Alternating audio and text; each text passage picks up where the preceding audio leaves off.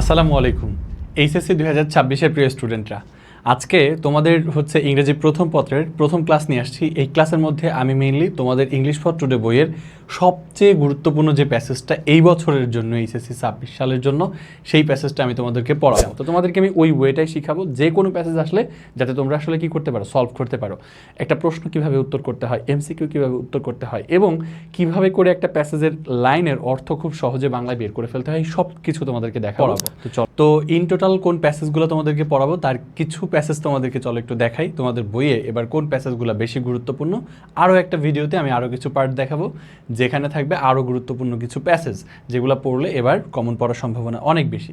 Mainly এবছর যে test পরীক্ষাগুলো হয়েছে বিভিন্ন কলেজে, সরকারি বেসরকারি মিলিয়ে সবচেয়ে বেশি যে প্যাসেজগুলো আসছে, সেই প্যাসেজগুলোর অ্যানালাইসিস ভিত্তি করে আমরা আজকের এই চার্টটা দিয়েছি।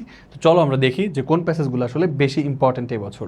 তো দেখো, প্রথমে যে প্যাসেজটা সবচেয়ে বেশি ইম্পর্টেন্ট সেটাই আজকে পড়বো, ফ্যামিলি রিলেশনশিপ। বাট তোমরা পরীক্ষার হলে যেটা করবা, এক লাইন পড়বা যে কোন প্যাসেজটা আসছে, তারপর চলে যাওয়া এমসিকিউ এর মধ্যে। এমসিকিউ এর জন্য এক্স্যাক্টলি যেই লাইনটা দরকার ওই লাইনটা জাস্ট মিনিং বের করার চেষ্টা করবা, উত্তর বের করার চেষ্টা করবা। এইভাবে প্রশ্ন পরীক্ষার হলে ডিল করতে হবে।